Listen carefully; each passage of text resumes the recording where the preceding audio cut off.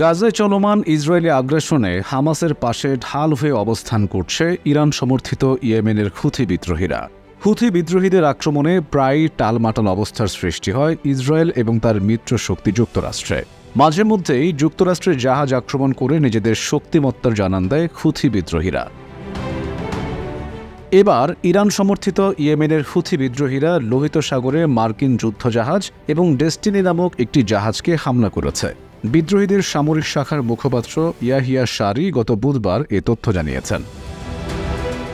Reuters এক প্রতিবেদনে বলেছে যে হুথিদের সামরিক মুখপাত্র ইয়াহিয়া শারি একটি টেলিভিশন ভাষণে বলেছেন যে তারা লোহিত সাগরে মাইসুন নামে একটি আমেরিকান ডেস্ট্রয়ারকে বেশ কয়েকটি কার্যকরী নৌ ক্ষেপণাস্ত্র দিয়ে হামলা করেছে।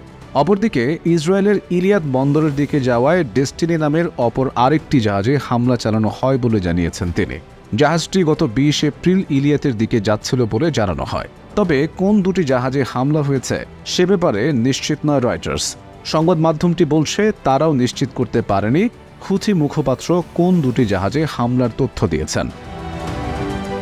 লোহিত সাগরে হুথিদের হামলার কারণে কয়েক মাস বৈশ্বিক জাহাজ চলাচল ব্যাহত হয়েছে।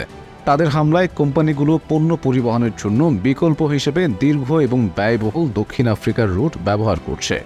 হুথিদের চলমান হামলা ইসরায়েল হামাস যুদ্ধ বিস্তৃত মধ্যপ্রাচ্যকে অস্থিতিশীল করতে পারে বলে আশঙ্কা করছেন রাজনৈতিক বিশ্লেষকরা। ইসরায়েলে গাজার আক্রমণ শুরুর পর থেকেই ইসরায়েলকে গাজায় যুদ্ধ শেষ করার জন্য চাপ প্রয়োগ করে যাচ্ছে হুথিরা। সেই লক্ষ্যে নভেম্বরের মাঝামাঝি থেকে হুথিরা লোহিত সাগর পাড়ি দেওয়া জাহাজগুলোতে ঘন ঘন হামলা শুরু করে। বিশ্বের প্রায় ১২% জাহাজ লোহিত সাগর দিয়ে চলাচল করে এবং প্রতিদিন গড়ে প্রায় ৫০টি জাহাজ ৩০০ থেকে ৯০০ কোটি ডলারের মালামাল বহন করে। ধারণা করা হয় বছরে এই পথ দিয়ে অন্তত $১ ট্রিলিয়ন বেশি পণ্য পরিবহন হয়।